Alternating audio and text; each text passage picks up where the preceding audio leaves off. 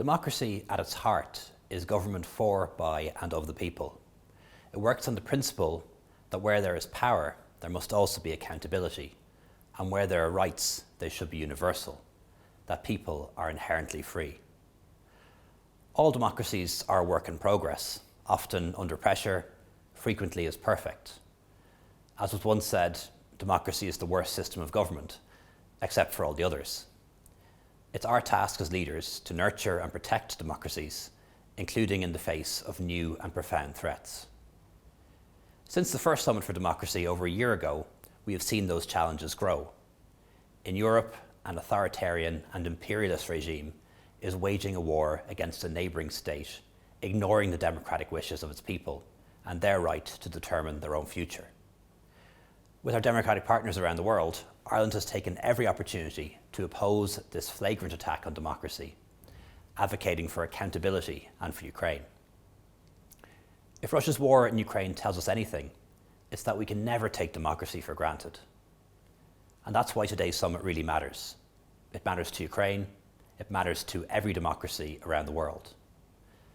I believe that vibrant democracies are the best bulwark we have against despotism and autocracy.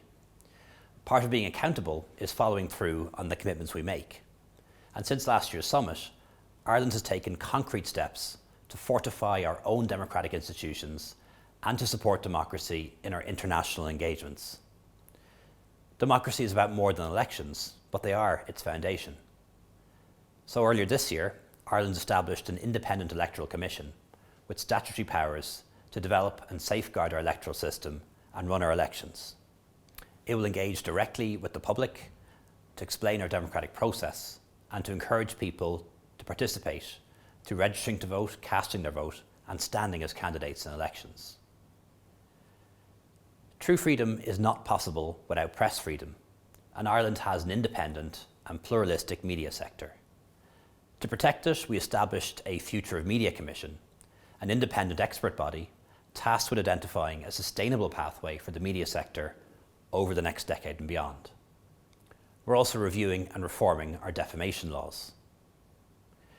We know that xenophobia and hatred undermine our democracy, and in Ireland we're combating hate and intolerance through legislation and education. Last October we published a new law on hatred and hate offences, and in the weeks ahead we'll present a new action plan against racism. We also know that vibrant democracy around the world is enabled by a thriving society. Based on OECD expertise, Ireland is working with civil society across our International Development Cooperation Programme and our humanitarian assistance work. Alongside the European Commission and 13 other member states, we're also driving the Team Europe Democracy Initiative, which sets out to reverse democratic decline worldwide. Finally, through the Summit for Democracy's Year of Action, Ireland led a cohort on deliberative democracy and citizens' assemblies with the European Commission and our friends at the New Democracy Foundation Australia.